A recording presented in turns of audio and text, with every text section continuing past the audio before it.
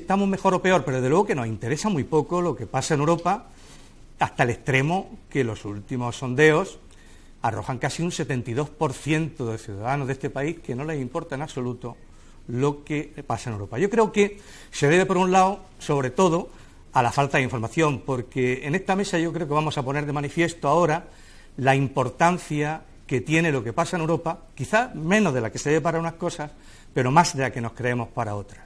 Por ejemplo, nos gustaría ser más iguales. Por ejemplo, no tiene nada que ver un español con un finlandés, aunque llevemos 30 años en Europa, o con un noruego. Tampoco las instituciones europeas parecen todavía tan democráticas, solamente elegimos, justo estos días, el Parlamento Europeo.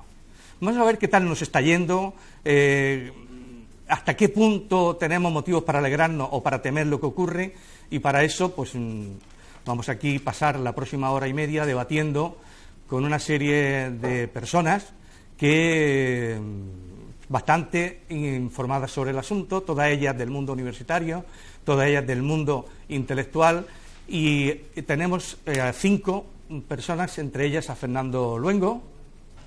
Fernando Luengo es profesor de Economía Aplicada en la Universidad Complutense de Madrid y miembro del colectivo Econonuestra.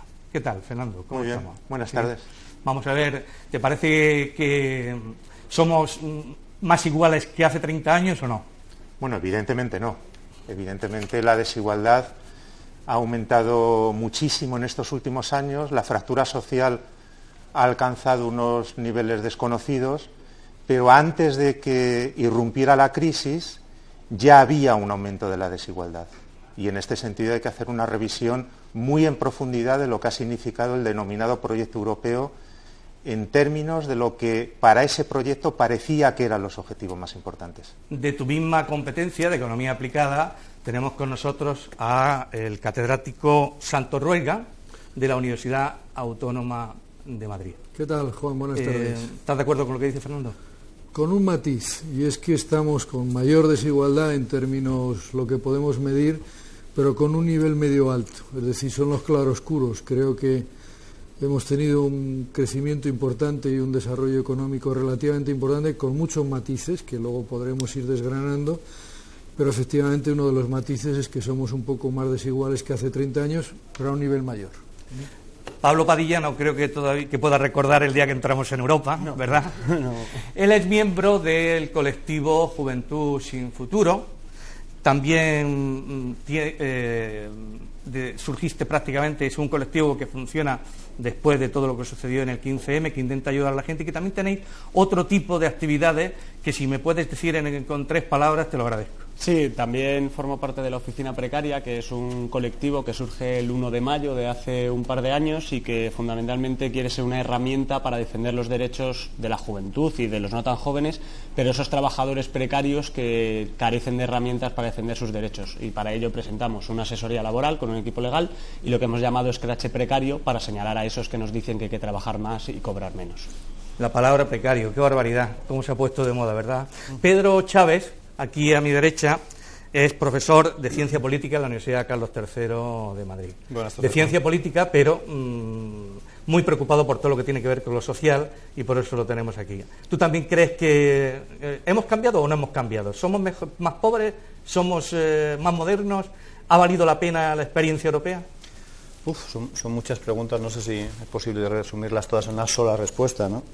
Hemos cambiado, evidentemente ha pasado el tiempo, algunas cosas para mejor y otras no sé si para tanto, pero yo creo que lo que nos convoca es eso, hacer un balance del proyecto de integración europea, habida cuenta de lo que decía Fernando, de la evolución desde Maastricht, que es un punto de inflexión muy importante, y la gestión de la crisis, que es una continuidad de las políticas de Maastricht, ¿no? Y desde ese punto de vista el proyecto europeo demuestra no solamente algunos claroscuros, sino algunos agujeros negros bastante notables, ¿no? Vamos a ver, Yayo Herrero, gracias por venir, Yayo, encantado de estar aquí contigo. Es miembro de Ecologistas en Acción y ella, sobre todo, tiene mucha experiencia en todo lo que tiene que ver con gestión medioambiental, algo muy interesante para lo que sucederá en Europa de aquí al año 2020. ¿Se puede ser optimista, Yayo? Pues no, sinceramente no. O sea, luego si tenemos ocasión comentaremos, pero nos encontramos ahora mismo en un momento en el que la biocapacidad del planeta ha sido superada en el Estado español y en la Unión Europea en su conjunto la huella ecológica sobrepasa con mucho las capacidades de sus propios territorios, es decir, que si se le pusieran fronteras a la energía y a los materiales y a la salida de los residuos como se le ponen a las personas, no aguantaba el metabolismo económico nada, o sea, es decir, somos absolutamente dependientes. Y todos los datos que da la mejor información científica que existe abocan a pensar que si no se hace algo rápido estamos en una situación previsible de colapso. O sea que eso nos lleva a más pobreza en realidad también, ¿no? Obviamente. En breve vamos a intentar escuchar algún corte que nos ilustre para continuar el debate. Aproximadamente en medio minuto hablaremos de pobreza, pero mientras tanto lo que yo ya pongo encima de la mesa para que empecemos a hablar y empecéis cualquiera de vosotros es ¿hasta dónde a vuestro juicio llega realmente la brecha social entre los países del norte y del sur en estos momentos? Podéis decir lo que queráis. Yo creo que el problema o la pregunta no es tanto hasta dónde llega, sino cuánto ha crecido. Es decir, porque brecha había cuando empezó la Unión Europea, cuando se fueron incorporando los distintos países. Por lo tanto, el problema no es tanto la cuantía de la brecha, que lo es, que podemos discutir, sino que un proyecto que inicialmente, o al menos así lo entendíamos cuando se incorporó España en el año 86, era un proyecto fundamentalmente de convergencia. ¿Hasta qué punto ha cumplido esos objetivos? Yo creo que esa es la pregunta pertinente. Y es verdad que probablemente hay dos fases, al menos desde la perspectiva española, o si se quiere desde el sur, pero desde la perspectiva española hay dos fases. Una primera en la que hay un proceso de convergencia, más o menos, yo diría leve, no excesivamente intenso, pero de crecimiento en el que nos acercamos a las medias europeas, y un proceso claro de divergencia en los últimos 7 u 8 años, si no un poco más, pero en estos últimos años. Esos son los claroscuros que hablaba, por ejemplo, Pedro en esta materia. Es decir, primera hipótesis o primer elemento que ponemos sobre la mesa es: hemos convergido durante algún tiempo y ahora estamos divergiendo. Estamos en una Europa divergente en este momento. Y eso es lo preocupante desde un punto de vista estrictamente económico, pero también social y político, de la situación que hay en este momento, que estamos en una situación divergente. Y esa divergencia nos lleva a más pobreza, a más precariedad. Efectivamente, es decir, la situación de divergencia significa una peor redistribución de la renta o distribución de la renta, y significa más colectivos en riesgo de exclusión social, entrando en las bolsas de pobreza, etcétera, etcétera. En los casos de los países más divergentes, valga el adjetivo, de manera más clara, como es el caso español, el caso griego, en parte el caso italiano, es decir, los países del sur, donde las divergencias se agrandan en estos últimos 6, 7 u 8 años. Esta es un poco la situación y es lo preocupante desde mi punto de vista. ¿Os parece que escuchemos una pequeña intervención de Teresa Cabero de Intermón, que es bastante rotunda con el asunto de la pobreza? A ver si es posible. Ya hay 121 millones de personas que viven en pobreza en la Unión Europea a día de hoy.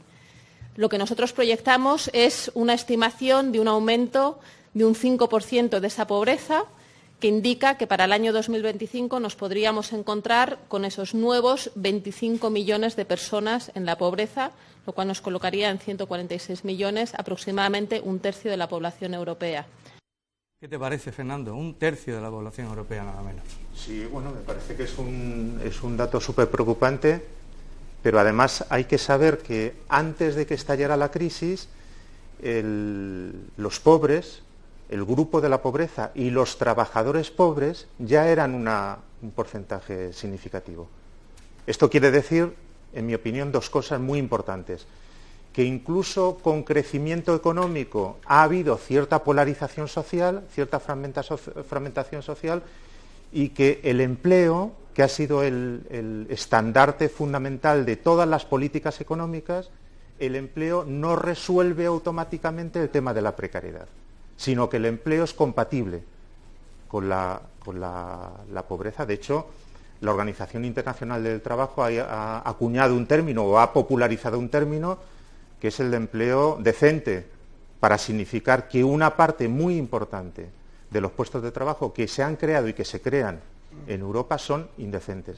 Y solo una cuestión adicional: yo creo que está bien el tema norte-sur, pero hay que decir que el asunto de la precariedad y de la fractura social recorre el norte y el sur, y por lo tanto hay que completar este asunto, porque una parte de los países del norte la precariedad social también es muy extendida. Lo que pasa es que, según la Agenda 2020, se prevé para el año 2020, según el plan que se estableció en 2010, que iba a haber que haya por lo menos 20 millones menos de pobres en toda Europa, si mal no recuerdo. ¿Significa eso que esos 20 millones de pobres no van a ser más del sur que del norte?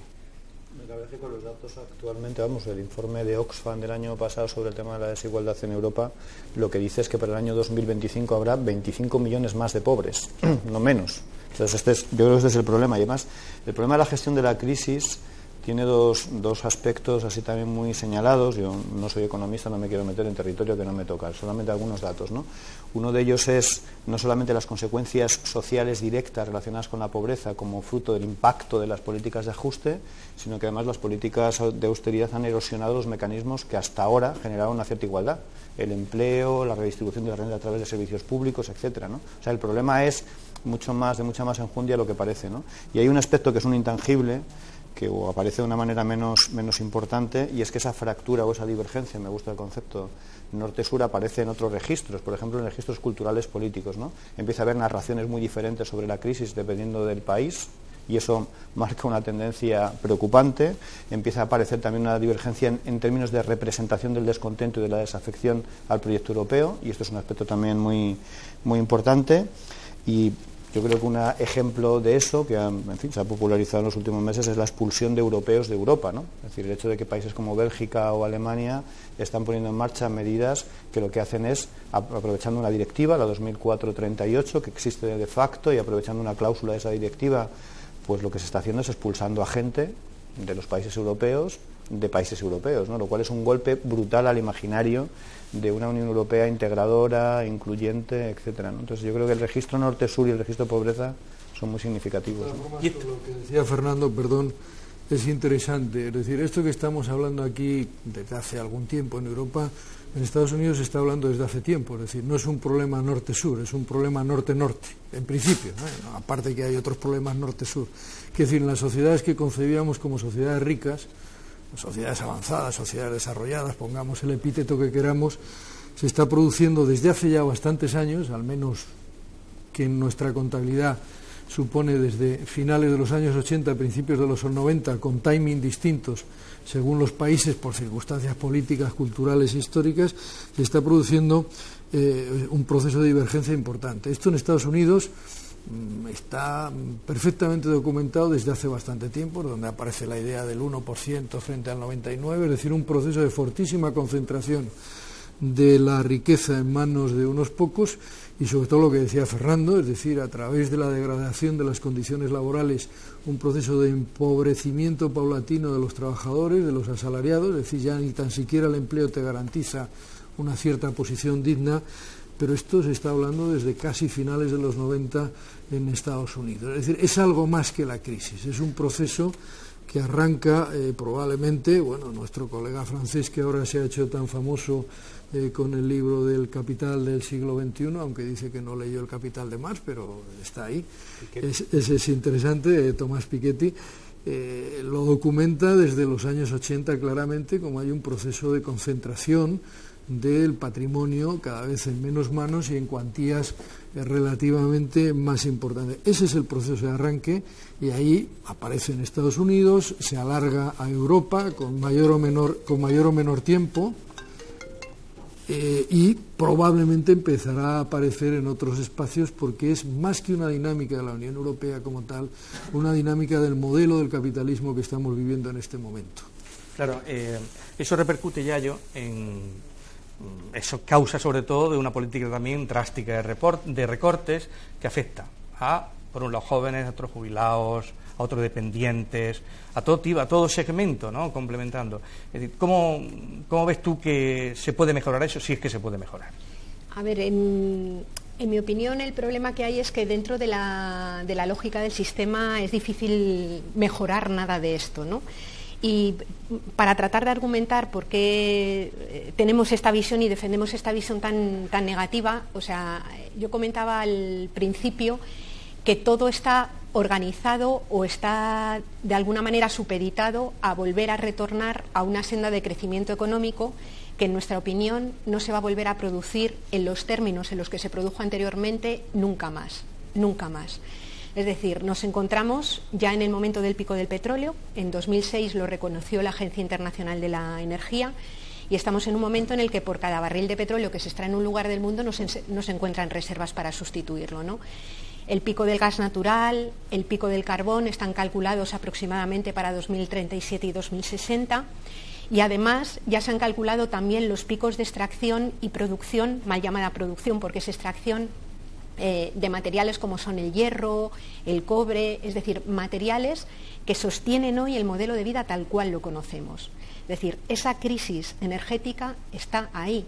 Sin energía fósil barata, una ciudad como Madrid es inimaginable, porque en una ciudad como Madrid, igual que en la mitad de la población que vive hacinada en el mundo urbano, no se produce nada que sirva para estar vivo, nada. Por tanto, el elemento de la crisis energética y de la crisis de energía, de la crisis de materiales, es un tema central que sorprende que no esté presente en los análisis, pero ni de los políticos de izquierda ni de los de derechas, ocupando el papel que tiene que ocupar, ni del conjunto de una gran parte de los economistas. Hay otro que sí, ¿no?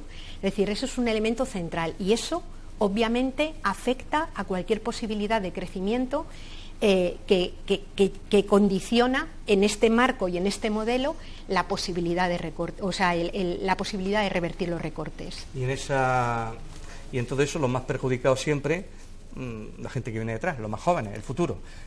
Pablo.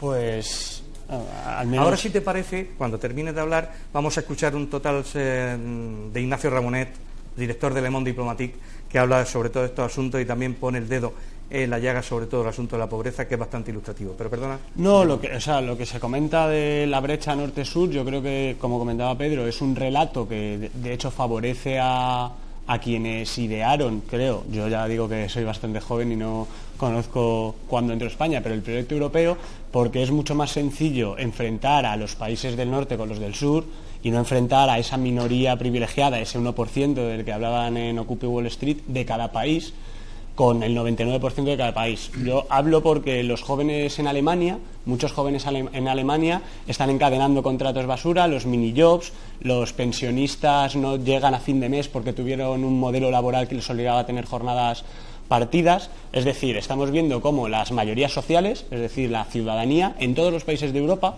en mayor medida en los países del sur, que están convirtiéndose o siendo trasladados a una situación periférica mucho más importante, están viendo sus derechos y su calidad y sus condiciones de vida muy empeoradas. Sí que no es tanto un conflicto norte-sur, sino los de abajo contra los de arriba en cada país y en toda la Unión Europea, yo creo. Claro. O sea que Europa, digamos, va para atrás como los cangrejos en realidad, ¿no? A ver qué dice Ignacio Ramonet sobre el asunto.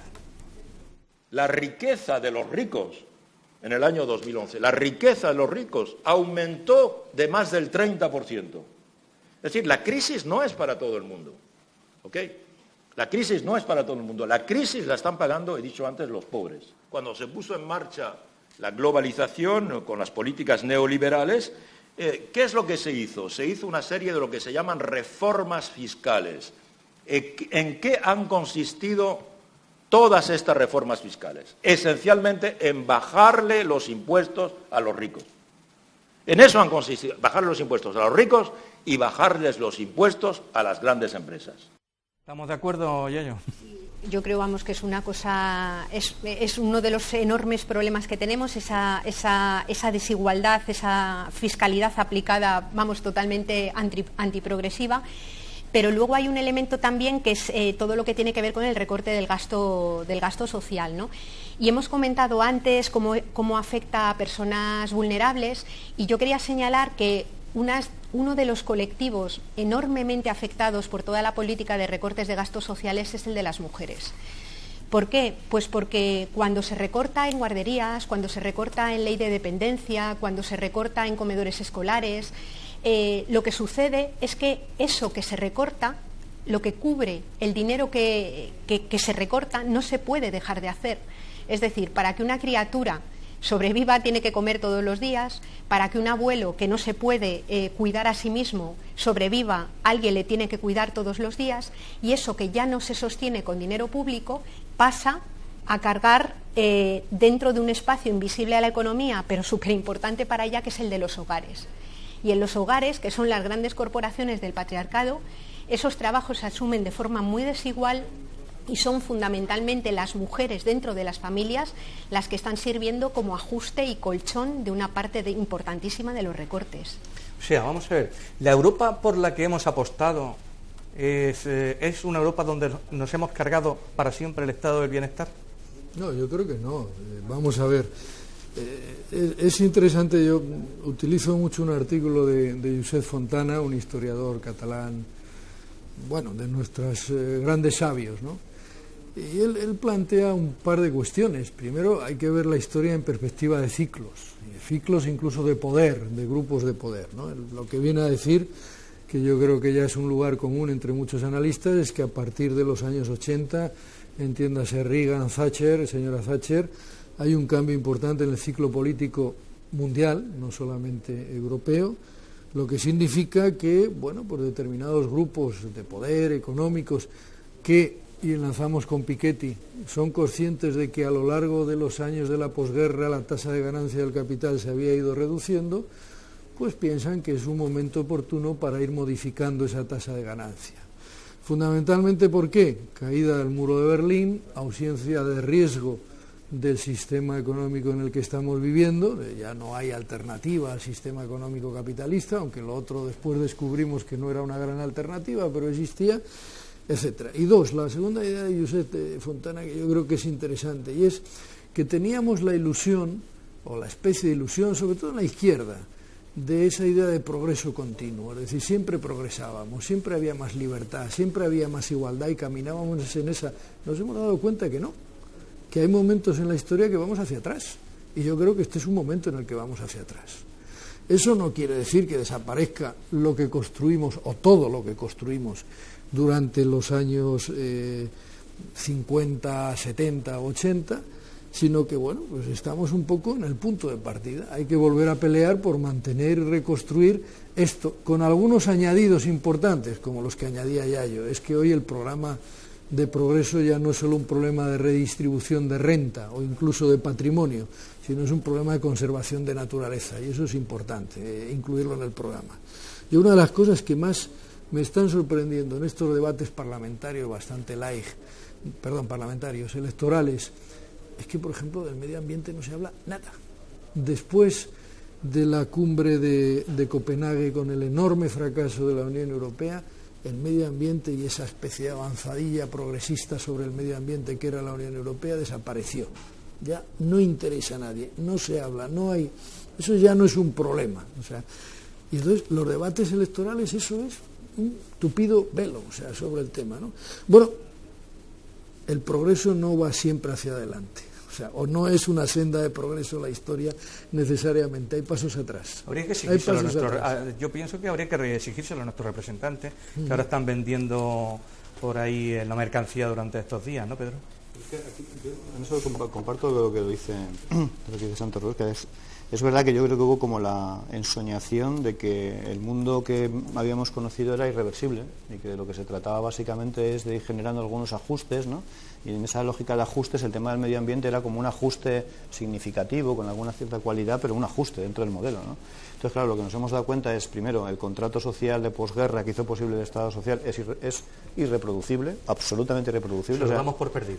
Lo damos por perdido en los términos en los que lo conocimos, no solamente porque las clases dominantes han decidido que es irreproducible, sino porque además hay cuestiones de carácter medioambiental, de sostenibilidad, etcétera, que lo hacen irreproducible a la escala a la que presumíamos que era posible reproducirlo, ¿no? Puede ser que cada vez sea más reducido para una parte más pequeña, eso podría ser, pero ya no es el contrato social que conocimos.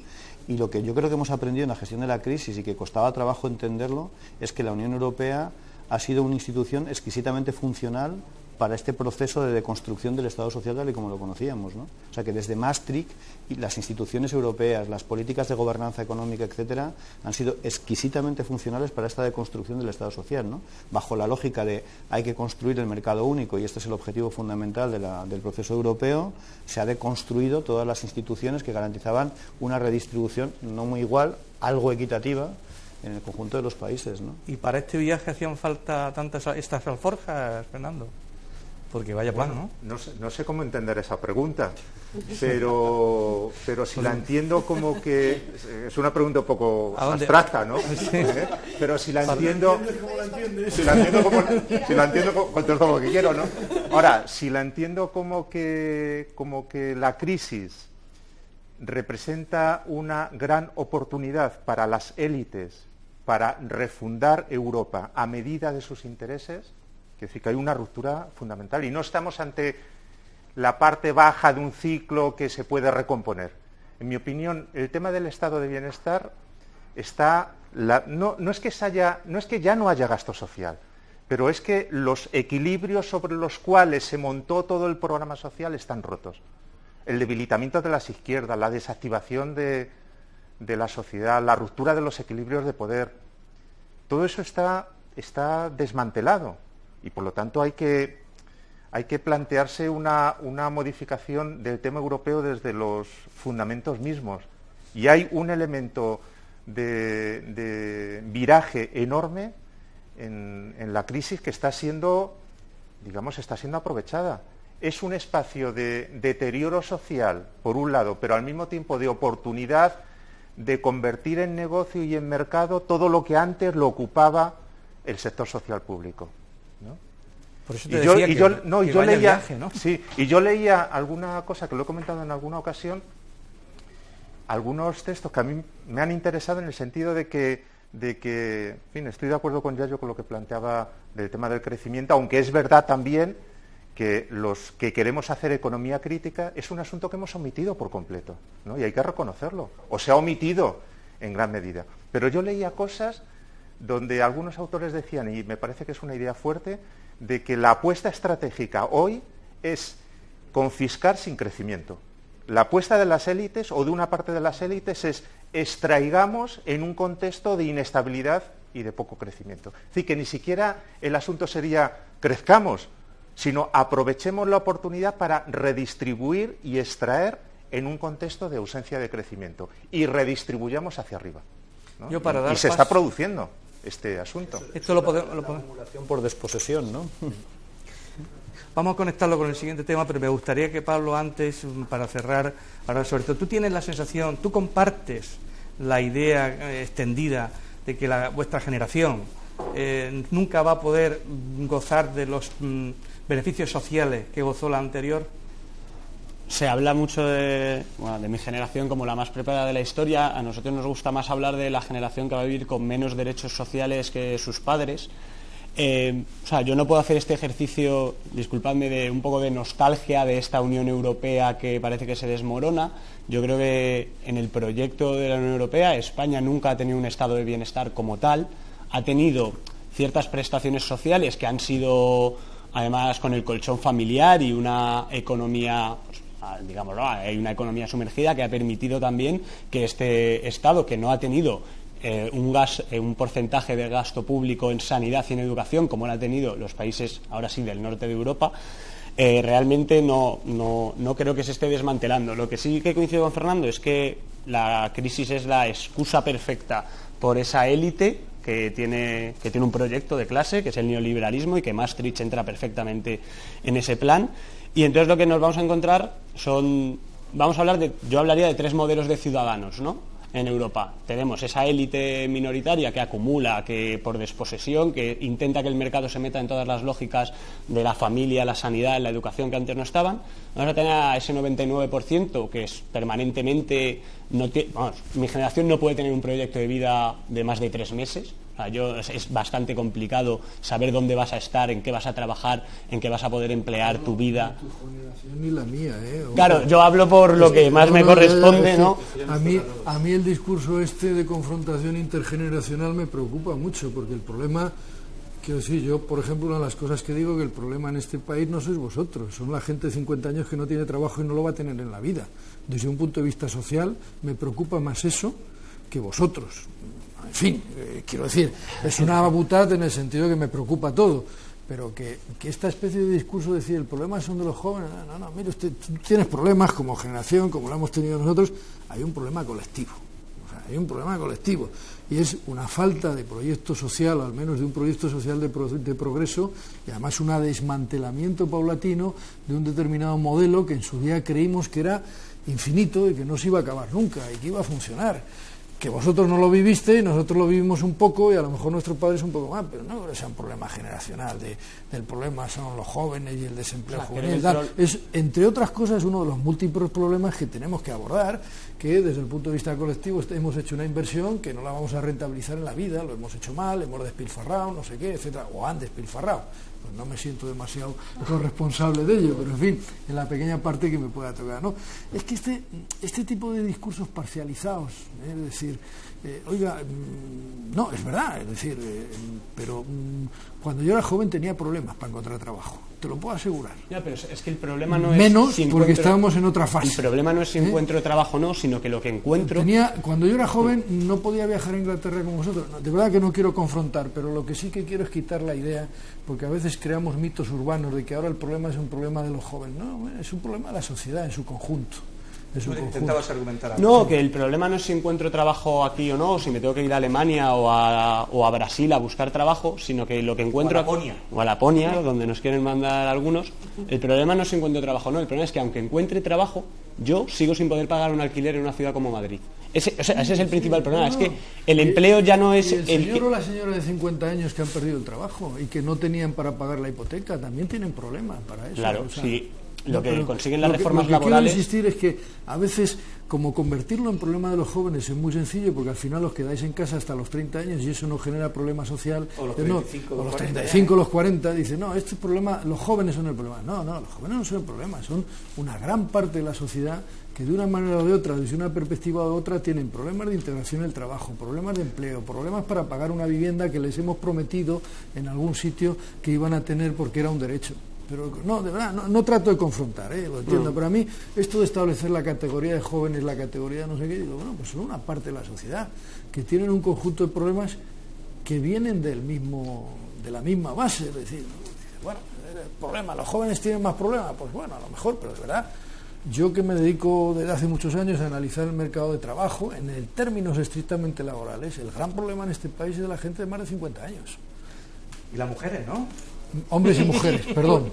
Tiene que decir, hombres y mujeres. Yo creo, ¿no? Hombres y mujeres. Curiosamente se da la circunstancia que a raíz de la explosión de la burbuja inmobiliaria y la caída está así como una cascada de naipes de todo el conjunto, porque claro, en el entorno del Estado español, dentro de ser un país del sur de Europa, del lado este que ahora mismo está, digamos, en la parte de la brecha, yo creo que la peculiaridad que tuvo el Estado español en su modelo de desarrollo económico y de crecimiento brutal fue el sector sobre el que pivotó, ¿no? Que fue el sector ladrillero, es decir, se desarrolló de repente, se construyó, en un año se construía más vivienda que en toda Francia, Inglaterra e Italia juntas, ¿no?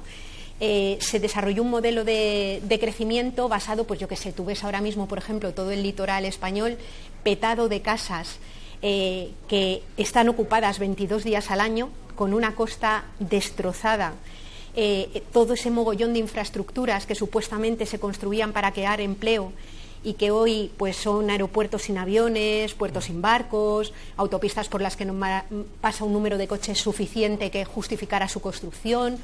Es decir, y cuando vemos, por ejemplo, cosas como la querella Bárcenas y nos encontramos paradójicamente allí como donantes a las empresas que construían estas infraestructuras, como receptores de estas donaciones a quienes tenían capacidad para poder adjudicar obras, ¿no? Pues nos encontramos con la sorpresa de que quizás aquello que se vendió como progreso, como desarrollo, pues era en realidad un proceso de transferencia brutal de dinero público a manos privadas, ¿no? Entonces, claro, en ese modelo, cuando todo eso se cae, curiosamente lo que sucede es que nos encontramos que las mujeres se han incorporado en mayor medida al mercado de trabajo. Sandra Ezquerra ha hecho algunos estudios bastante interesantes al respecto, ¿no? Que muestran cómo, por un lado, con los maridos parados en casa, las mujeres le echan más tiempo a las tareas domésticas, porque parece que cuando el hombre se queda parado del todo, con una tremenda frustración, porque es una parte importante de su digamos, de su autoestima se construye en el marco del empleo remunerado, y es un drama, ¿no?, encontrarte con esta frustración. Que eso es importante, ¿no? Sí, y luego por otro lado se han ido incorporando a trabajos a media jornada, a trabajos muy precarios, y sin embargo están un poco en los dos ámbitos de trabajo, ¿no?, que es curioso, ¿no? Pero en cualquier caso, lo que es una sensación de hambre de tiempo y de explotación, tanto en el ámbito de la casa como en el ámbito del fuera, brutal.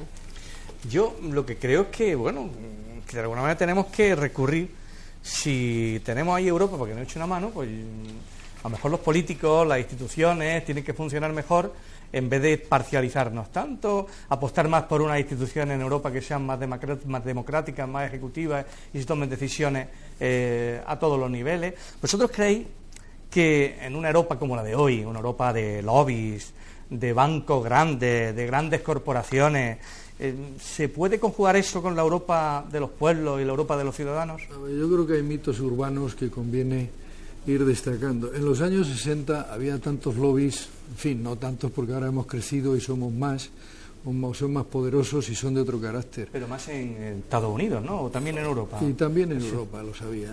¿Cuál era la diferencia? Que en los años 60 había un proyecto que podríamos llamar progresista que movilizaba a mucha gente. Y esto es lo que se ha perdido.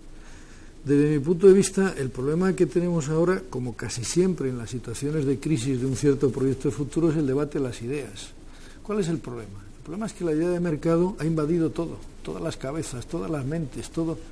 Entonces, por ejemplo, por citar otra vez a este que está de moda, a este colega francés, Piketty, ¿no? Bueno, pues lo que dice son cosas que sabemos hace mucho tiempo, pero que parece que se nos olvidó. Uno, el mercado crea desigualdad. Por definición, por definición. Y entonces decir esto es ser un rojo peligroso, ¿no? Pero por definición es así, el mercado crea desigualdad. Y lo que descubrimos a través del pacto social de los años 60, 50, 60, 70, es que la única manera, si queríamos tener un proyecto nacional, colectivo, como queráis llamarlo, con una cierta tendencia a la equidad y que todo el mundo, todos los ciudadanos tuvieran una cierta posibilidad de acceder a una serie de bienes, servicios, etcétera, era que el Estado interviniera, que el Estado regulara, que el Estado ordenara, que el Estado participara, y no tiene por qué ser siempre lo mismo. Pero ya el Estado en Europa es la Unión Europea, que hay que aspirar a que es una sean parte las del instituciones, Estado, ¿no? efectivamente. Pero debería ser, aspiramos a que la Unión Europea cobre más peso. Pero ¿o no? que el Estado interviniera teniendo en cuenta que su labor, llámala como quieras, incluso subsidiaria, tiene un objetivo importante, que es corregir lo que se llaman las fallas del mercado, u otros llaman las externalidades, etcétera. Es decir, corregir cosas que el mercado, como instrumento de asignación de recursos, nunca va a hacer. Por ejemplo, redistribuir bien la renta. ¿Imposible? No. Por ejemplo, considerar los bienes naturales como bienes que hay que preservar. No lo va a hacer. Nunca. No lo va a hacer, es decir, va contra la idea de mercado, contra la esencia, pero no estoy descubriendo nada nuevo, es viejo este discurso. Digo que ahora saca Piketty con los temas de igualdad, ¿no? Cogiendo modelos antiguos de Pasinetti, no sé qué. Bueno, entonces lo que descubrimos hace unos cuantos años es que la manera de poner coto a eso, de que tuviéramos un proceso de crecimiento con mayor equidad, en su momento considerando que el medio ambiente era un mecanismo de limitación, de estrangulación del crecimiento, solo lo podía hacer el Estado, obviamente con un consenso político. Cuando eso empieza a deteriorarse, a desaparecer, y lo que había ido creando el Estado se vuelve a colocar en el mercado porque es un elemento de rendimiento para unos pocos, bueno, estamos en otra dinámica, y esa es la batalla de las ideas. Pero lo terrible del asunto es que esas ideas desde los años 80 han ido absorbiendo a una parte importante de la población que entiende que eso es así, que tiene que ser así, que asume perfectamente por qué un señor que se pone pantalón corto y da unas patadas a un balón tiene que ganar lo que en 5 vidas que tenga no va a ganar. Esto es normal, ocurre así, no pasa nada, es lo normal. Con lo cual el Estado y parte de los gestores del Estado asumen eso. Y entonces te encuentras situaciones como las del otro día en el debate en Berlín, que yo no lo vi porque, en fin, mi alemán es un poco flojo, que el representante de la socialdemocracia y el representante de los conservadores tenían que hacer grandes esfuerzos para que se notara alguna diferencia. Quiero decir, las grandes fuerzas políticas que han movido Europa hoy son lo mismo. O sea, no hay un proyecto distinto en Europa que en alguna medida en los años 60, 70 todavía habría. Incluso cuando nosotros nos incorporamos a la Unión Europea hay un proyecto, en el caso español, de construcción de Estado de Bienestar que no existe. Esto no existe, no hay una fuerza potente que represente eso, porque se han deglutido, se han absorbido. Y eso quizá nos parece, quieres hablar, Pedro, perdona, pero yo me permito lanzar ya para complementar las reflexiones de Sandra una pregunta. ¿Eso se consigue con una Europa con más democracia, por ejemplo? Hay una cuestión que no te suscito así porque me parece que puede ser polémica también y así nos hacemos caso al principio y nos divertimos un poco también, ¿no? Yo rechazaría la idea de que todo estaba pensado desde 1957, desde el Tratado de Roma, ¿no? O sea, hubo unos cuantos señores que se sentaron, señores además, no había señoras, ¿no? Se sentaron y decidieron todo lo que iba a pasar en los próximos 325 años. Eso no existe en política, ni en la historia, ni en ningún lugar, ¿no? Los problemas de los proyectos tienen que ver con los mecanismos y las instituciones que se ponen en marcha y el desarrollo de las mismas, ¿no? Entonces, la UE ha sido un proyecto disputado desde el comienzo. El problema es que Maastricht es una inflexión. O sea, desde Maastricht hay una inflexión muy clara hacia una determinada trayectoria, hacia unos determinados derroteros, claramente de matriz neoliberal, centralidad del mercado, y las instituciones europeas son muy funcionales a ese servicio, ¿no? Entonces, es verdad que la relación entre el mercado y la política ha sido siempre muy intensa, pero no es exactamente así, que los lobistas han jugado siempre el mismo papel. Ahora mismo hay, según la Comisión, 18.000 lobistas en Bruselas, que no están en Bruselas para pasar el tiempo ni para hacer vacaciones. Y el problema de los lobistas en Bruselas no son los lobistas mismos, es una estructura institucional tan opaca, que hace que se tomen muchas decisiones significativas por las instituciones europeas con una total falta de transparencia, una total falta de control público, etcétera, ¿no? Y el problema de la Unión Europea, desde sus orígenes en parte, porque es un problema institucional y es un problema del juego institucional, es que ha sido muy asimétrico. Nosotros soñamos, nos creímos durante algún tiempo, que lo que se perdía en los Estados-nación se recuperaba en la Unión Europea. Y eso ha sido el gran camelo, no es así. Incluso porque las instituciones europeas no estaban habilitadas para lo mismo. Las instituciones europeas se habilitaron para construir el mercado común, el mercado único, y se les habilitó normativamente, jurídicamente y políticamente para que destruyeran cualquier inconveniente para la construcción del mercado único, pero no se les habilitó para recuperar en el espacio de la Unión Europea lo que se perdía en el espacio nacional. Entonces, ha habido una asimetría en el proceso de integración tan brutal desde el comienzo que los resultados ahora los vemos en la gestión de la crisis, ¿no? Entonces, ya no es un problema solo del mainstream, no solamente que es que los miembros de la Comisión, los comisarios, etcétera, rezan juntos al mantra del mercado libre. No solamente es eso, que también. Es que incluso aunque hubiera un comisario muy de izquierdas, etcétera, que tuviera la pretensión de hacer algunas cosas distintas, se encontraría con un gravísimo problema de limitación institucional para poder hacer algo diferente. Lo que pasa es que tampoco las instituciones europeas las elegimos nosotros. La mayoría de las elecciones, las instituciones que verdaderamente pesan en Europa, no pintamos nada a los ciudadanos para elegirlas. Y justo la que elegimos, el Parlamento Europeo, es probablemente la que menos, entre comillas, pinta también, ¿no? Si os parece, vamos a escuchar, para hablar sobre esto, un pequeño corte de un eurodiputado popular al respecto. Estas elecciones europeas tienen que ser un paso más allá para acercar más Europa a los ciudadanos, y precisamente una de las iniciativas que estamos contemplando es la de cómo presentar por los grupos políticos europeos a su candidato al presidente de la Comisión, para que de alguna manera los ciudadanos entiendan que pueden participar en la elección del presidente de una institución clave como es la Comisión Europea. Que se trata de eso, se trata de que pintemos más los ciudadanos y de que se lo guisen y se lo coman entre ellos lo menos posible, me parece. No sé qué pensáis.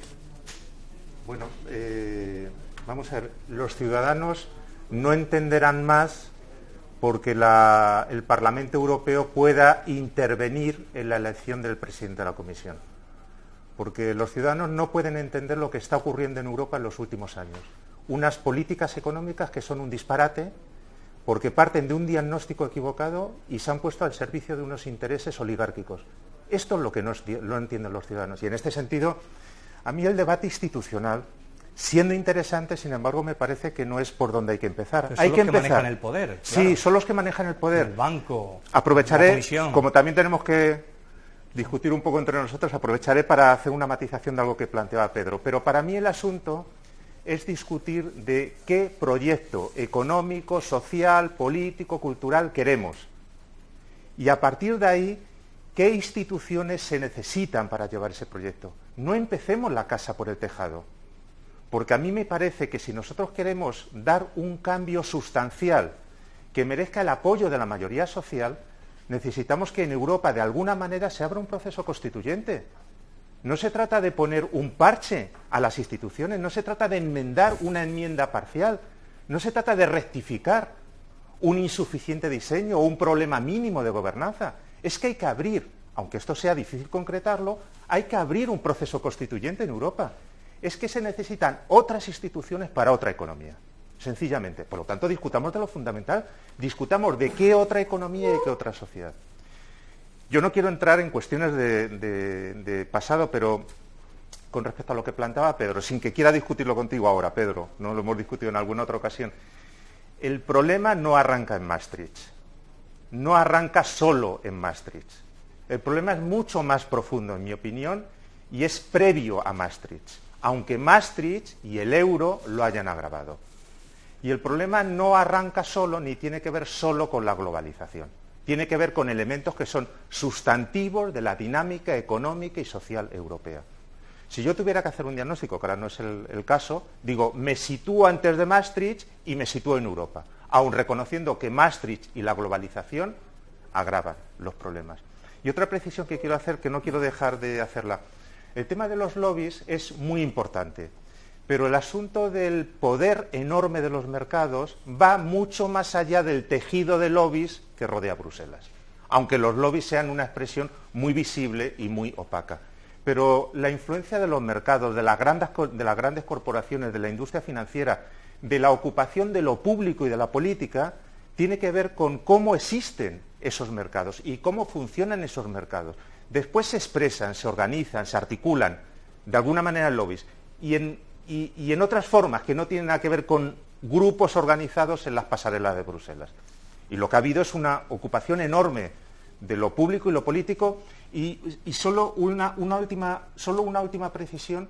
El tema del crecimiento, ya he dicho que coincido 100% con Yayo, y que una parte de la economía crítica simplemente ha mirado en otra dirección o no ha entendido el tema de la sostenibilidad. Pero prescindiendo por un momento del asunto de la sostenibilidad, es que el crecimiento tampoco resuelve el tema del empleo, no lo resuelve, y el crecimiento no garantiza salarios decentes, y por lo tanto hay otra versión crítica que incluso en periodos expansivos esto no está resuelto, y esto tiene mucho que ver con el debate europeo. Es que mucho de lo que se discute es volvamos al crecimiento, no por lo que plantea Yayo, no por los temas de la sostenibilidad, y no por lo otro tampoco, porque es que los engranajes y los contenidos y quienes articulan el crecimiento no están en condiciones de resolver ni el empleo ni los salarios, y por lo tanto no están en condiciones de asegurar una vida decente. Luego por alusiones sí. Bueno, pero no quiero discutir contigo. Sí, por supuesto. Sí, no, yo, coincido bastante con lo que has planteado, Fernando, a raíz de lo que decías sobre el proceso constituyente.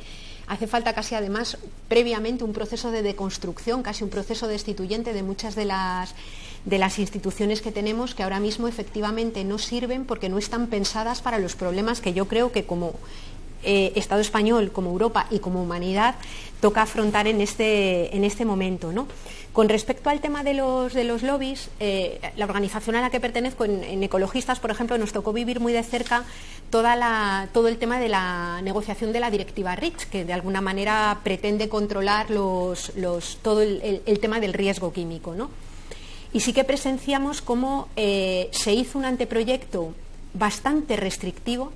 Y bueno, y es que cada eurodiputado tenía, pero cientos de lobistas comiéndole la oreja al lado. Bueno, lo que salió fue una cosa absolutamente restringida y mucho más limitada, que yo estoy de acuerdo que no es solamente tema de lobistas, sino de todo el marco económico y cómo funciona. Democracia, ¿verdad, Yayo? Sí, cómo funciona la economía, ¿no? Pero a mí, por ejemplo, lo que me parece ya muy significativo en el momento en el que estamos es que yo creo que ya no es solamente que el poder económico presione al poder político, es que en este momento lo grave es que en muchos casos son lo mismo, que es que tienes políticos que hoy son ministros o son eurodiputados y pasado mañana, en esta política de puertas giratorias, son un accionista o un cargo alto de una empresa biotecnológica o de una energética, por ejemplo. En el tema de las energéticas es clarísimo, ¿no? Y luego, claro, nos preguntamos de dónde surge la pobreza energética, cómo es posible que los monopolios mantengan la gran estafa del déficit tarifario o que se estén dando las circunstancias que hay de acceso a la energía para una parte importante ya de la población que tenemos dentro del Estado en Europa, ¿no? Es decir, que es, dicho de una forma metafórica, como si el poder económico hubiera dado una especie de golpe de Estado, donde ya directamente lo que hacen no es influir, no es presionar, sino ser el poder económico, ¿no? Y a mí eso me parece que obviamente pone en jaque cualquier posibilidad de que diga que vivimos en estados o en una Unión Europea que sea democrática, cuando encima quien decide son comisiones y consejos que no tenemos posibilidad de elegir como ciudadanía, ¿no? Pero perdona, Pedro, que no te importa, es que Pedro quería replicarle a Fernando y ahora te doy la palabra. Solo un segundo, no. Sí. Yo creo que es normal que además tengamos perspectivas diferentes porque miramos la realidad también desde herramientas distintas, o sea que es normal que apreciemos algunas cosas con intensidad distinta, ¿no? Pero no estábamos diciendo, siento desilusionarte, Fernando, pero en realidad no estábamos diciendo cosas distintas, ¿no? Estábamos poniendo énfasis en algo que no es exactamente la misma cosa. Maastricht es una cierta continuidad, pero sí es una inflexión. Es decir, hasta Maastricht hay una cierta disputa en el proyecto europeo y Maastricht es un punto de inflexión clarísimo, ¿no? Y el Tratado de Estabilidad, Coordinación y Gobernanza tiene una implicación importante porque constitucionaliza los principios económicos de Maastricht, ¿no? Y esta yo creo que es una parte muy visible de lo que significa la gestión de la gobernanza económica de la crisis, etcétera, ¿no? Y yo creo que también con respecto al tema de los lobistas, y a veces nos hemos perdido en esas cosas, ¿no? Yo creo que es verdad lo que tú dices, o sea, me parece evidente, o sea, el problema del sistema económico y de la relación de la economía con la política es sistémico, ¿no? Obvio. Pero el asunto es que el sistema institucional europeo, que es muy específico y muy singular y es un sistema político, ha generado una práctica de intervención de la economía en la política que debe ser simplemente entendida para saber cómo funcionan las cosas, ¿no? Es decir, la directiva de telecomunicaciones, se conoce el trazo de esa directiva y se sabe perfectamente que los grupos de presión de las grandes empresas pusieron encima de la mesa del comisario de la directiva de telecomunicaciones que lo único que hizo fue transcribirla y traducirla a varios idiomas, ¿no? Entonces, eso funciona así. Simplemente no despreciemos el modo en el que se articulan las relaciones específicas, por ejemplo, entre economía y política en este caso, porque son muy importantes. Y por acabar, yo creo que hay una cosa que habéis dicho los dos que yo también creo que es muy importante, que es, este es un momento constituyente, lo era hace ya algunos tiempos, ¿no? Algunos momentos. La novedad de esto es que por primera vez hay un espacio en la opinión pública europea que puede hacer pensable el debate sobre la Unión Europea. Hasta ahora no lo era, ¿eh? Entonces, a diferencia un poco de lo que decía antes Juan, por ejemplo, la última encuesta del CIS, la preelectoral del CIS, dice cosas que parecen contradictorias pero que no lo son tanto. La gente en este país aprecia la importancia de la Unión Europea. O sea, hasta el 80 y tantos % piensa que las decisiones que se toman en la Unión Europea son muy importantes. Lo que pasa es que no tiene ni la más remota idea de cómo intervenir, o sea, piensa que su intervención es prácticamente desestimada y lo que no sabe y desconoce es cómo interpretar lo que ocurre. Y eso es una buena parte de la desafección, ¿no? Pero el problema es que la gestión de la crisis ha sido tan brutal, ha generado tales efectos, ha puesto tan en evidencia lo que la Unión Europea actualmente existente es, que ha hecho posible que este debate, que es un debate pues muy complicado, por lo menos se haga pensable. Que vamos a discutir sobre el proyecto de integración, sobre este y sobre qué hacemos, porque este no nos interesa mucho. Discúlpame, Santos, que... No, yo era por coincidir un poco con Pedro en ese discurso que había. Bueno, a mí el tema de los lobbies me parece efectivamente que el problema es más sistémico y bueno, hay lobbies en Bruselas, hay lobbies aquí. Yo hoy tenía una comida que me habían invitado del sector de seguros en el Parlamento, ¿no? Quiere decir que los lobbies se mueven en todos los lados. Y a mí me parece, si lo podemos conocer y hay transparencia, me parece mejor. Era el viejo sistema americano, que los lobbies se registraban y si no eran ilegales. Prefiero conocerlo que no. Claro, el problema es que los lobbies están en Suiza o están en Luxemburgo y esos no los conocemos, los más gruesos, ¿no? O sea, el mayor lobby que tenemos aquí es Luxemburgo y es un miembro ilustre que nos va a poner incluso el próximo presidente de la comisión, va a ser un luxemburgués que ha sido un gran lobista en un país que es un paraíso fiscal, es decir, que son cosas un poco atrabiliarias, ¿no?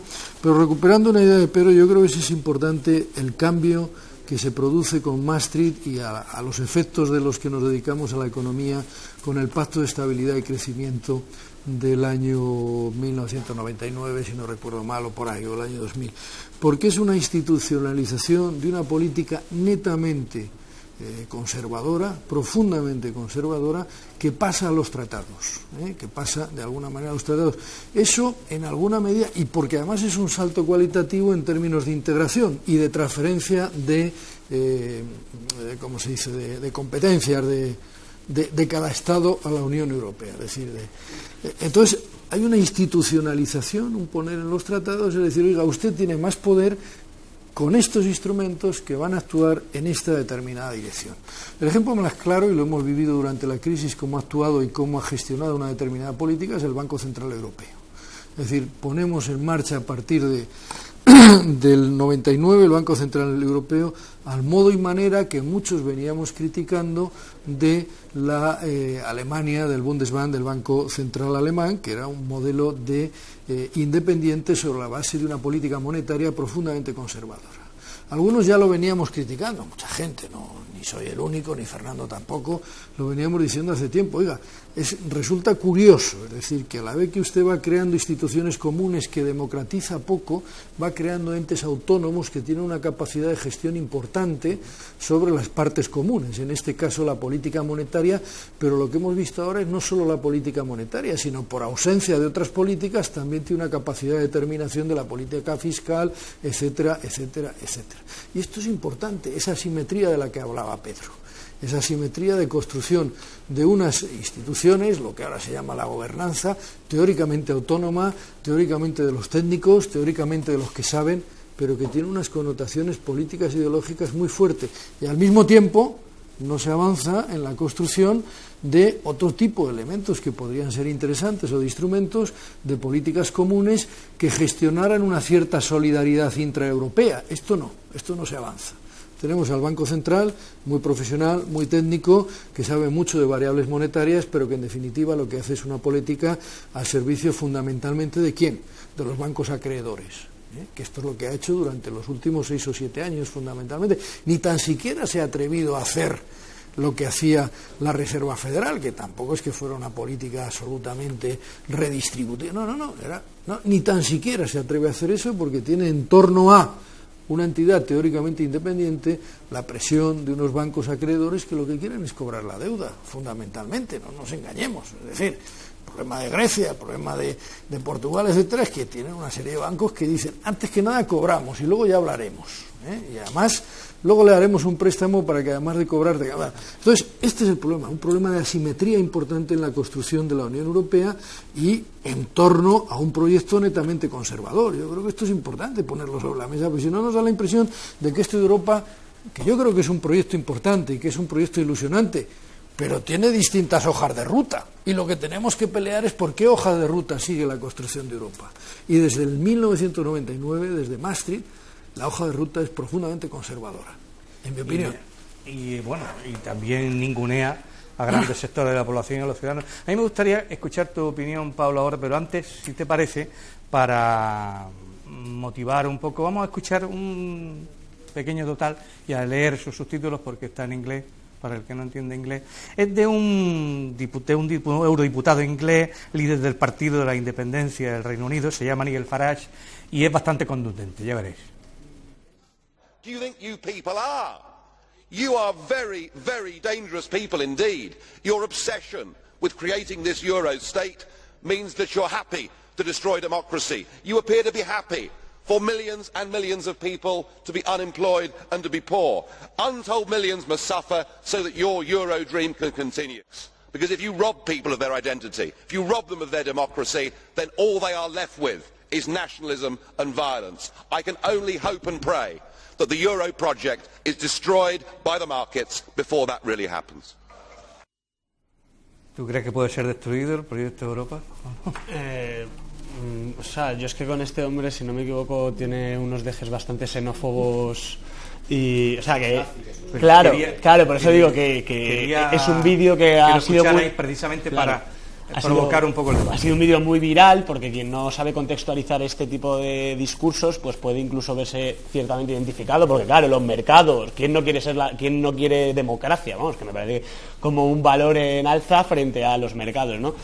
Recoger un momento lo que ha comentado Yayo, como de la metáfora del golpe de Estado, o sea, yo es que creo que no ha sido metafórico, y en este país tuvimos una reforma constitucional en un fin de semana con el PP y el PSOE de la mano, que eso cambió lo que se supone que es la Carta Magna y el ordenamiento jurídico de este país, y lo hizo fundamentalmente para ser el alumno aventajado de esta Europa, que mientras que otros países no se mostraban tan sumisos o no de manera tan directa, y se les ha impuesto unos rescates con todos los recortes en el gasto público, aquí en España pues hemos querido ir adelantando y caer muy bien a Merkel.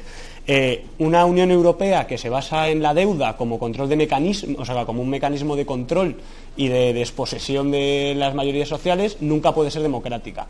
Y nunca va a poder ser democrática un modelo de Unión Europea, y me da igual si es antes de la crisis o después de la crisis, un sistema de Unión Europea que pone muros, que pone una fortaleza en el Mediterráneo, en el que hay miles de muertos que intentan ese sueño europeo del que habla el que acaba de salir, o el sueño europeo que puedan tener en la cabeza un montón de gente, una Europa que pone vallas y que hace que los que vienen a buscar una vida mejor mueran y se les dispare en este país pelotas de goma y que haya 15 asesinados por la Guardia Civil en Ceuta, y que a los europeos que viajan dentro de Europa, como antes recordaba Pedro, y es un tema el exilio, que nosotros el exilio intraeuropeo de los jóvenes hemos tratado bastante, también se les expulsa. Y en Reino Unido el partido en el que está el hombre que ha salido propone directamente que no haya que haya una expulsión directa de cualquier inmigrante aunque sea europeo, y que se reduzcan las ayudas. Un discurso que ya el actual ejecutivo inglés ha adoptado, y es la comunidad de los exiliados españoles, jóvenes chicos y chicas que han tenido que ir, que también habrán tenido que ir hace 20 años, yo no lo dudo, pero yo de lo que hablo es de los jóvenes que tienen que ir ahora, que van a trabajar de au pair o van a trabajar a limpiar platos, o tengan estudios o no, y lo que se encuentran es un Estado que le dice: bueno, pues tú, si no tienes empleo en 6 meses, te voy a echar. O tú, si durante 3 meses no vas a poder acceder a ningún subsidio o prestación social que ofrece este país. Es una Europa, o es un modelo de Europa que la gente de mi generación, que no ha conocido quizá una época más dorada, que es imposible que ningún joven se vea representado con ese modelo de Europa, ¿no? En el que, por un lado, si eres joven y te buscas la vida adentro, te echan, y si eres de fuera, está la relación norte-sur. También hay que ver la relación norte-sur que tiene Europa, y especialmente España, con los países amigos del Mediterráneo, que también podría ser una comunidad tan válida como la europea, solo que no tenemos un mercado común que sea tan atractivo para estos grandes bancos. ¿Qué modelo de Europa estamos planteando cuando dejamos que la gente muera en las fronteras? Y cuando habláis de proyecto, o sea, de momento constituyente, a mí me parece muy gracioso. O sea, yo creo, no sé si un momento constituyente europeo, a mí me sale humo por las orejas solo de pensarlo, porque ya me cuesta simplemente pensarlo aquí, que creo que también deberíamos darle una vuelta. Pero es que una constitución europea que nos vendieron otra vez el Partido Popular y el Partido Socialista, que engañando a la población, porque yo es que recuerdo un poco los anuncios en televisión, pues igual que el euro, ¿no? Los García iban a vivir muy bien con el euro, pero los García, que era un anuncio, no sé si recordáis, de plastilina, pues hoy en día no llegan a fin de mes. Y con la Constitución Europea ocurrió lo mismo, se nos vendió que eso era la única manera de entender Europa, ¿no? Entiendo lo de las hojas de ruta, ¿no? Creo que el debate que se pone ahora sobre la mesa no es quién va a mandar después del 25 de mayo en Europa. Después del 25 de mayo van a seguir mandando los mismos, que son las grandes corporaciones y las grandes entidades bancarias.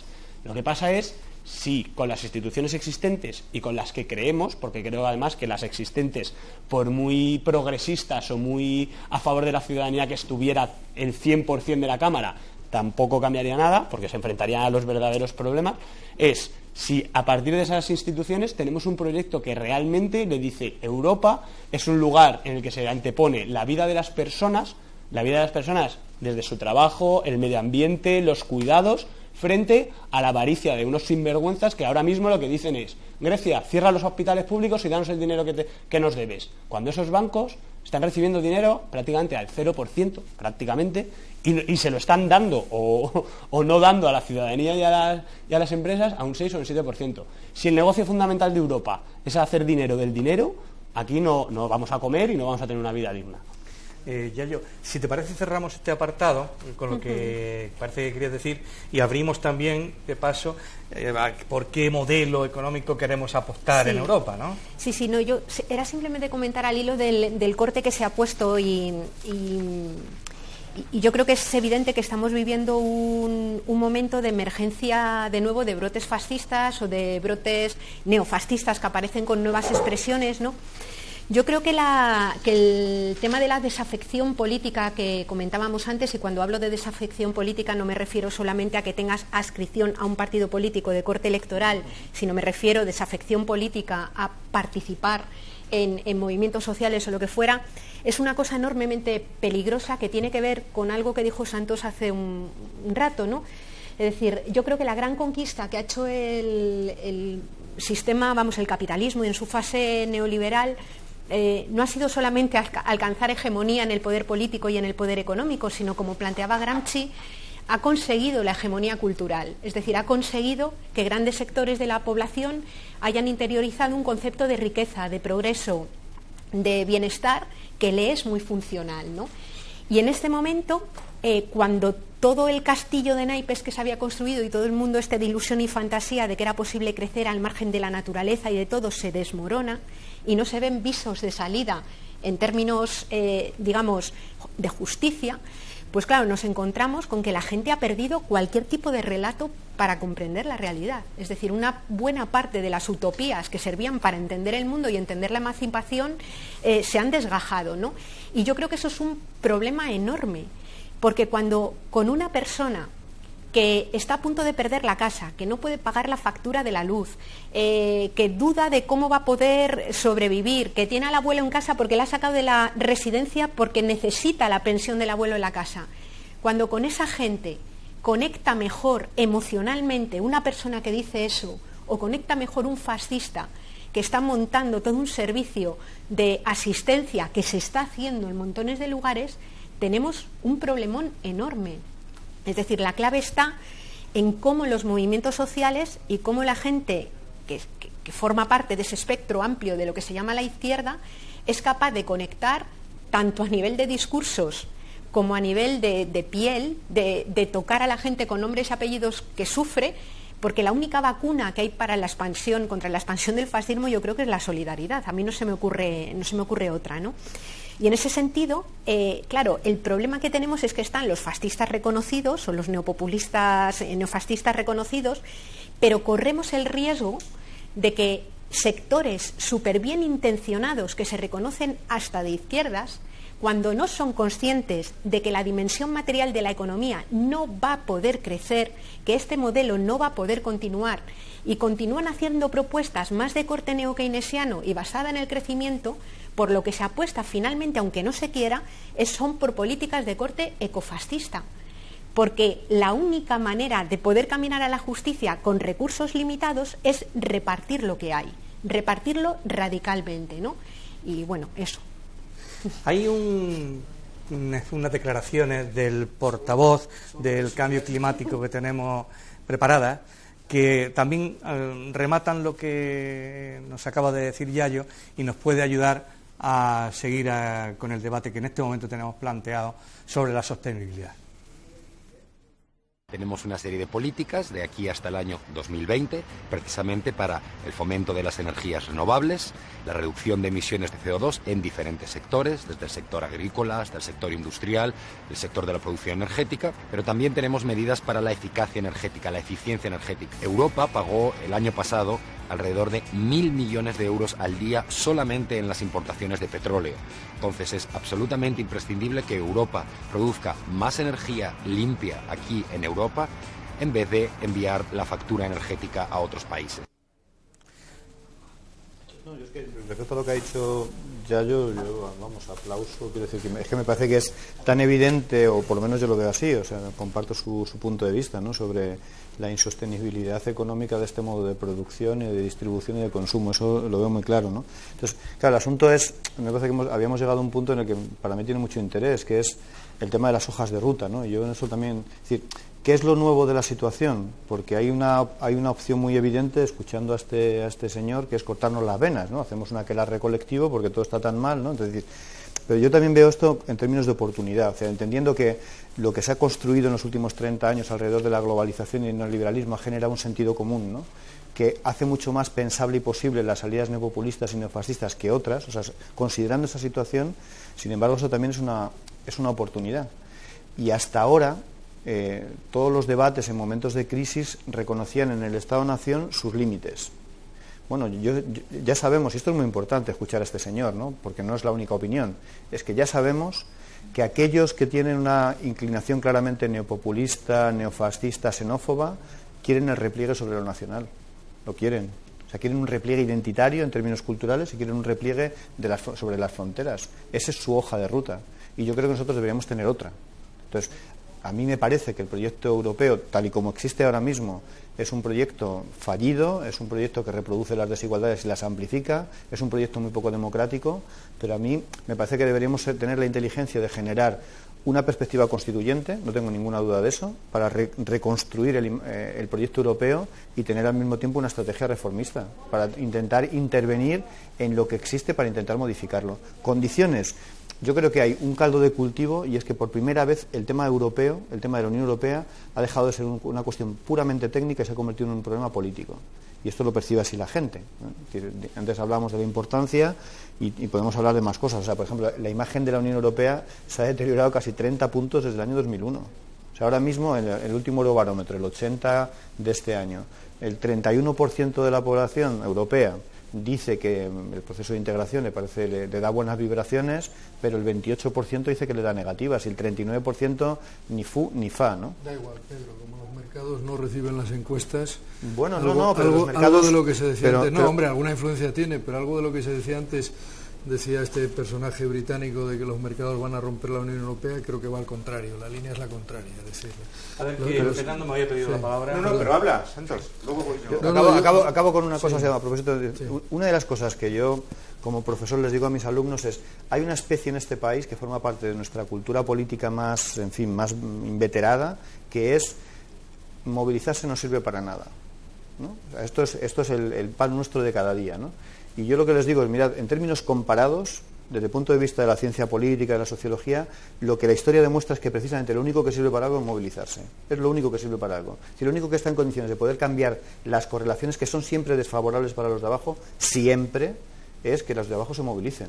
Entonces, ahí es donde nunca perdemos el tiempo. No sé si se conseguirá todo o solo una parte. Como no se consigue nada, es no haciendo nada, ¿no? Entonces, la sociología del miedo. Hay que crear cierto miedo frente a determinados grupos, que es lo que ocurría en los años 60, cuando había un modelo alternativo hipotético y había miedo. Entonces se pacta. Desgraciadamente es así.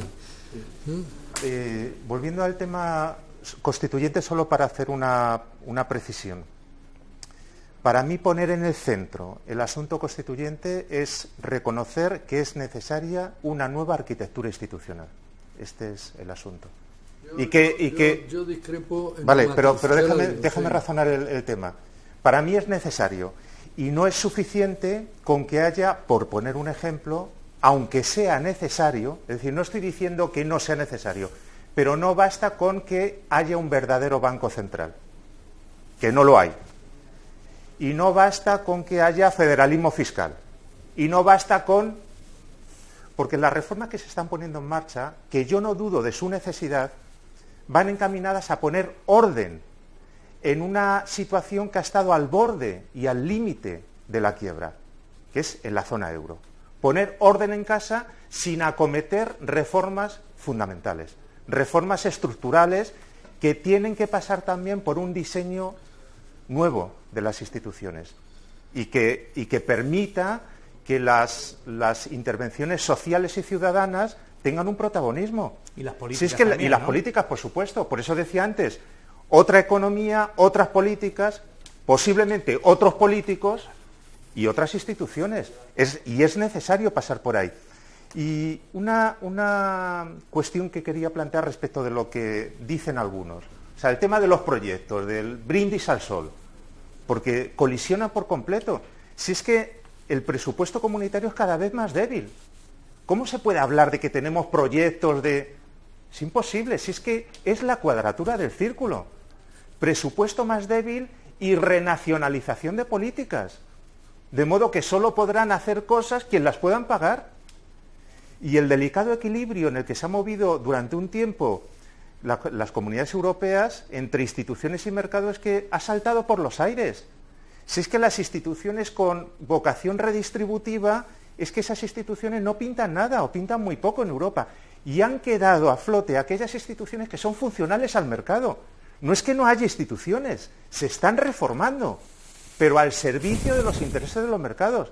Pero aquellas otras instituciones que parecía que eran importantes y que daban el marchamo de redistribución, esas instituciones están debilitadas. Por lo tanto, sin presupuesto, sin redistribución, ¿cómo se pueden acometer objetivos estructurales? Es el bla, bla, bla de la clase política. Lo dices, Fernando, lo que pasa es que el orden del debate es el contrario. Es decir, el problema no es que las instituciones no funcionen, las instituciones son algo funcional a una idea, a una hoja de ruta, a un programa político. El problema es que estamos en una hoja de ruta y en un programa político que, por lo que he oído, los que estamos aquí no estamos de acuerdo. Entonces, el problema no es decir, reformemos las instituciones, sí, pero ¿en qué dirección?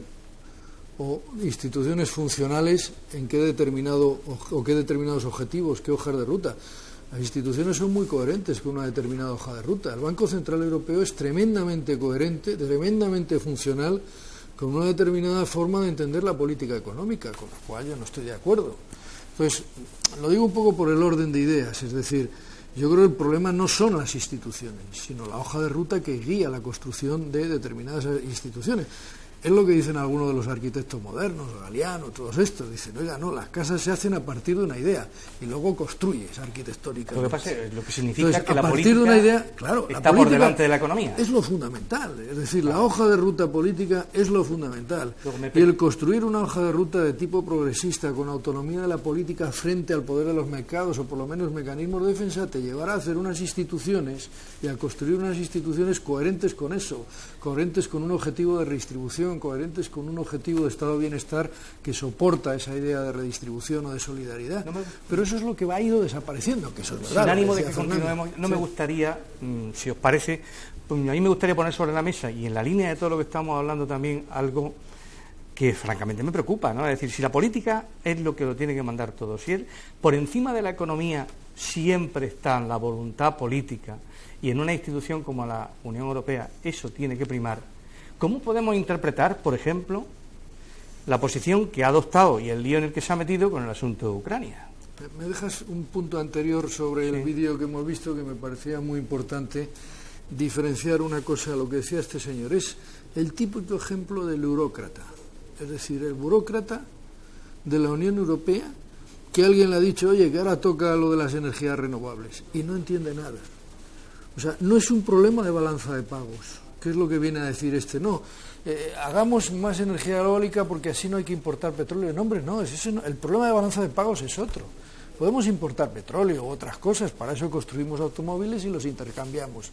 No, el problema es otro. Y eso es lo que ha perdido, desde Copenhague claramente, pero probablemente antes, la visión que en algunos ámbitos de los medios ambientales de la Unión Europea más o menos existía. El problema de la gestión de las políticas ambientales no es un problema de balanza de pagos, que es lo que viene a decir este señor, que es lo que le han dicho probablemente. De todas maneras, ¿os parece que nos queda poco tiempo? Nos queda poco tiempo y a mí sí que me gustaría por lo menos que mínimamente tratáramos... Importante, Juan, porque muchas veces oímos a funcionarios que son grandes señores muy sabios, que saben mucho, y lo que responden es una idea preconcebida de, vuelvo a repetir, una hoja de ruta determinada. Sí. Hay como siempre, nos gustaría que todo tuviera más tiempo del que contamos, y a mí este asunto de Ucrania, lo he puesto sobre la mesa por si os apetece entrar en él, porque me parece que el papel que está haciendo Europa en Ucrania también es bastante controvertido, cuando mínimo, ¿no? Es un papelón. Pero, la pregunta que me hago es que con las instituciones que tenemos y cómo funcionan, ¿podrían hacer otra cosa que una defensa cerrada de una serie de intereses económicos confrontándose frente a otro grupo de intereses económicos? Tengo un amigo mexicano con el que coincido mucho que estaba muy enfadado, ¿no? Él había vivido en Rusia. Queda muy poco tiempo, Él había vivido en Rusia y hacía simplemente la siguiente expresión: ¿qué hizo el señor Kennedy cuando le pusieron misiles en Cuba? Montar un Cristo. ¿Qué hace el señor Putin ante la hipótesis de que la OTAN le monte una base en Crimea? Montar un Cristo. O sea, y en todo eso, ¿qué pinta la Unión Europea? Nada. Es que esa es la historia, ¿no? Nada. Es decir, somos menos monigotes, ¿no? Es gestionar intereses nacionales y por eso no tiene posición, porque son intereses nacionales. Es Alemania quien lleva la voz cantante que el 30% de sus recursos energéticos vienen de Rusia. Y está, y no hay mucho más que hablar. O sea, y todo lo demás no existe. Dice, bueno, no sé. ¿Tenemos alguna posibilidad de reformar algo? ¿Los ciudadanos podemos crear una Unión Europea distinta? ¿En algún momento dado, si no la creamos, podemos apostar por una ruptura? ¿Qué hacemos? Yo creo que yo termino con esto. Yo creo que esto, a ver, no es por ser optimista de manera gratuita, ¿no? Pero las crisis hay que vivirlas también como oportunidades, ¿no? Como decía Shakespeare poniendo literatura a lo que decía Gramsci, este es el tiempo de los bastardos también. Entonces, hay una oportunidad para poder hacer otras cosas o por lo menos para poder intentarlo y sobre todo porque la crisis se ha colocado en el centro del problema, la crisis de legitimidad de este proyecto. Entonces, hay una oportunidad para intentar promover en este discurso que hemos compartido del proceso constituyente, lo maticemos más o lo maticemos menos, una hoja de ruta reformista pero con una perspectiva claramente constituyente. O sea, hay una oportunidad para poder hacer eso. Y hay instituciones como el Parlamento Europeo, y por eso tienen importancia, que ya sabemos lo que son, ya sabemos a lo que juegan, ya sabemos la importancia que tienen, pero los eurodiputados, pero los eurodiputados y eurodiputadas de la izquierda, entendido en un sentido muy extenso, no son brazos de madera. Y pueden jugar un papel muy relevante en esa institución, porque no deja de ser una institución que tiene mucho peso simbólico también, y pueden hacer cosas que no son las necesariamente escritas. No tienen por qué circunscribirse al papel que dice, es que yo no puedo hacer esto. No tienen por qué hacer eso. Y yo creo que eso es lo que hay que exigirle a la gente también. Una audacia en un momento en el que se exige pues un poco de audacia, un poco de imaginación, y poner la indignación al servicio de un poco de imaginación política, ¿no? Ya vamos abreviando, pero ahí no me gustaría terminar primero sin recordar que estamos hablando de una Unión Europea que además, paradójicamente ya ha sido incluso Premio Nobel de la Paz, ¿eh? Obama también, así que con eso creo que ya queda anulado. Si entráramos en el terreno de lo de la incoherencia, o sea, el problema es que hemos llegado a tener una cultura que es que se traga todo. Es decir, que sale el señor ese diciendo las cosas que ha dicho sobre el cambio climático, sobre las energías renovables y tal, y a la vez se pone en marcha un tratado, se está negociando un tratado transatlántico de libre comercio que lo que pretende es de alguna manera quitar cualquier tipo de traba a cualquier tipo de crecimiento, de ese crecimiento concentrado en gente, que se subsidia en la pesca insostenible, se subsidia la agricultura insostenible y se deja totalmente colgada otros modelos que podrían ser de empleo, que podrían dar cabida a otra gente, es decir, que el nivel de incoherencia, y sobre todo cuando hablamos de lo verde, se utiliza para las cosas más increíbles que se puede uno imaginar. Y entonces, Fernando, Pablo, queridos compañeros contertulios todos, ¿las elecciones europeas nos sirven?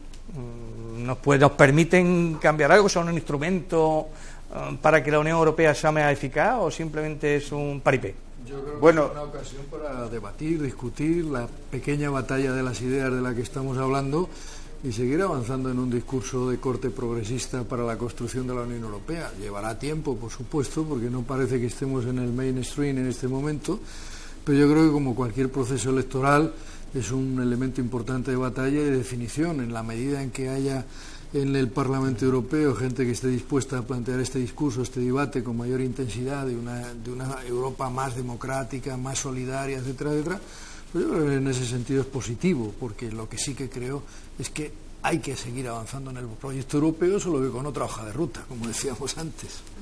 Bueno, yo tengo un escepticismo brutal, ¿no? Brutal. Pero vamos, si estoy aquí es por algo. O sea, que este es el asunto, ¿no? Estoy para discutir y estoy para intentar influir también. Pero mi escepticismo es enorme. Escepticismo en los políticos, en las elecciones, en los parlamentos, en el Parlamento Europeo, y creo que es necesario un cambio muy grande.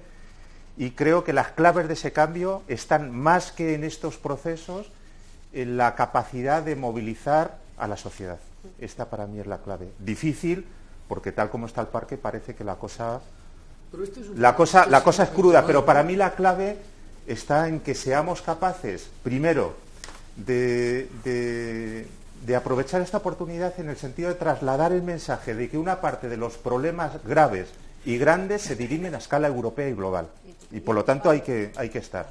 Pablo, sobre las elecciones, pues yo creo que lo electoral no hay que sacralizarlo ni demonizarlo, pues es una cuestión importante dentro de la estructura de la Unión Europea, pero pues yo creo que la participación y la democracia no solo residen en las elecciones.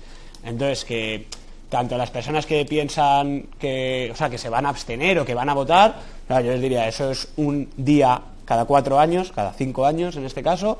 Hay muchos otros días en los que hay que hacer política, en los que hay que salir a la calle, estar en los colectivos, partidos, asociaciones, cada uno donde se encuentre más a gusto.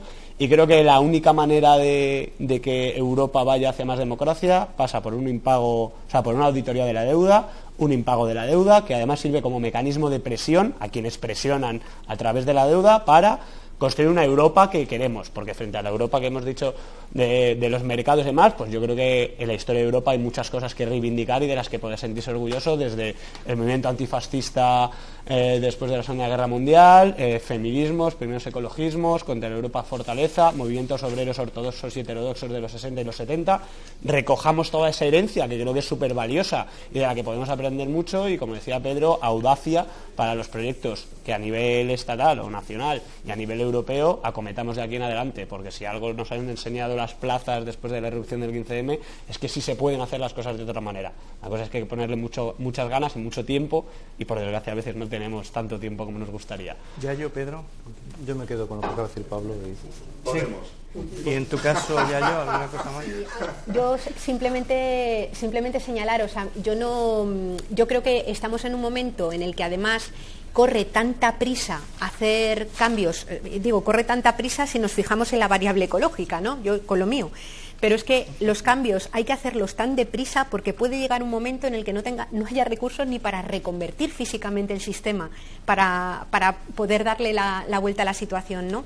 Corre muchísima prisa y yo creo que son momentos de intentar hacer cambios por arriba y por abajo. Ahora, yo donde vuelco los esfuerzos es en hacerlos por abajo, porque creo que sin ese cambio de imaginarios es difícil que, aunque llegara al poder el colectivo de nuestros sueños, que quisiera hacer gestión de la demanda, reducir la presión sobre los ecosistemas y tal, como no hubiéramos logrado tener una base social suficiente que esté dispuesta a defender en las calles esos cambios, durarían una semana los pobres, ¿no? Si es que antes no habían sido abducidos por el aparato. Entonces me parece que volcarnos en esta tarea casi misionera de cambiar los imaginarios me parece que es es la gran batalla ideológica que hay ahora mismo para los movimientos sociales y cualquiera que le quiera dar la vuelta a esto.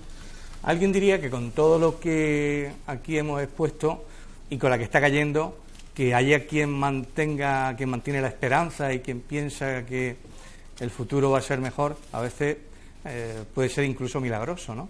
Pero bueno, lo que sí está claro es que por un lado no sabremos nunca cómo acabará y por otro lado, Pablo, tú que eres el más joven de todos nosotros, no sé, que cuando llegue el relevo sea lo más meritorio posible y que de alguna manera podamos con los demás colegir que ha merecido la pena.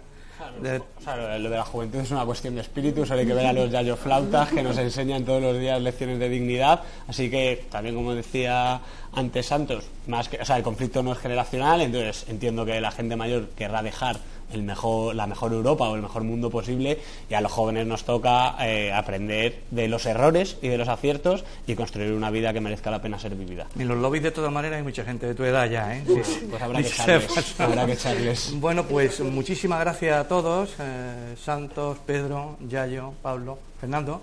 Gracias a ustedes por estar ahí y hasta la próxima ocasión. Pues muchas gracias por todo.